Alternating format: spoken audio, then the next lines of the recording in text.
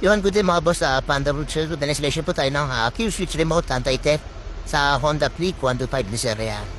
So, ang range po nito, ang ating remote po is 150 meters maximum. Kaya kaya niya patayin yung engine.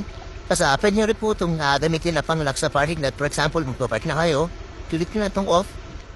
Yan, so mamamatay na yung engine. So, try natin. Yan, saka on. Na-on yung panel din. Ayaw. I-off. Wala rin magana ako may master key. Kinunan niya. Mapapa-on niya lang yung panel.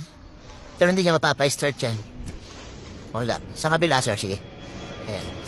Wala.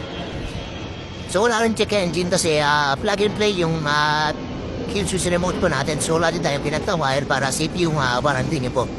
Yan. So, napakahalagang bagay po ito. Extra security sa motor po natin. Napakamura na po ito compare sa motor. Ano na.